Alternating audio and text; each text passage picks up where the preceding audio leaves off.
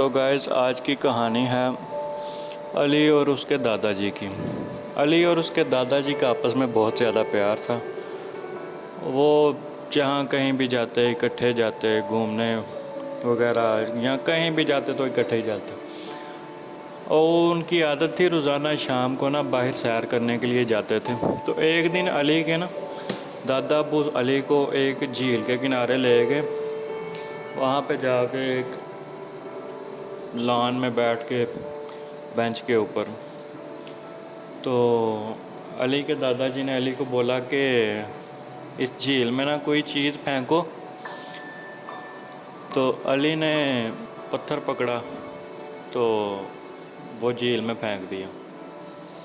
پتھر پھینکنے کی وجہ سے پانی میں کچھ ہلچل ہوئی، لہریں بنی، پانی کی چھینٹیں نکلے۔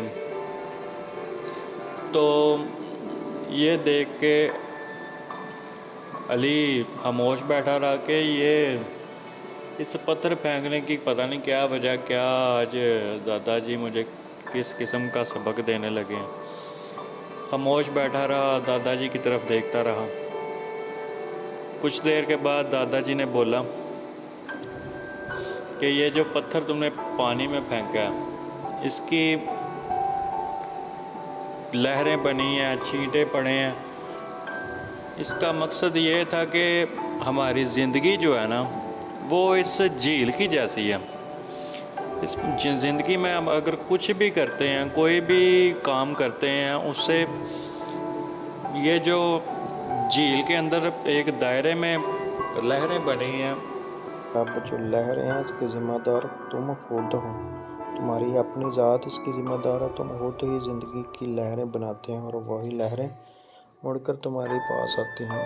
علی کے لیے محض یہ ایک سبق نہیں تھا، یہ زندگی گزارنے کا طریقہ کلیہ بھی تھا۔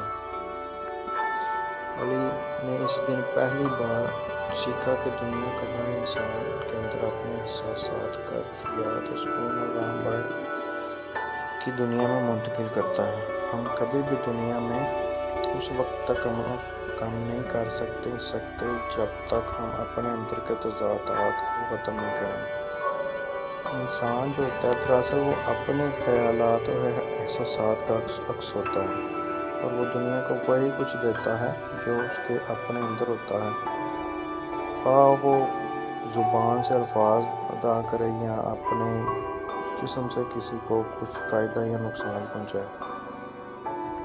تو گائز ہماری زندگی کے بھی اسی جھیل جیسی ہے، جو کہ سبق ہم دادا جی نے علی کو دیا، ویسے ہی سارا کچھ یہ زندگی کی حقیقت ہے کہ جو بھی ہم کرتے ہیں ہمارے اپنے اندر جو بھی قسم کے ہوتا ہے وہ پلٹ کے ہماری طرف ہی آتا ہے۔ اگر وہ منفی سوچ ہو یا مثبت سوچ ہو، منفی کام ہو یا مثبت کام ہو، وہ اس کا ریئیکشن، ہر ایکشن کا ریئیکشن ہوتا ہے۔ جو ایکشن کرتے ہیں اس کا وہی سیم ٹو سیم ریئیکشن ملتا ہے۔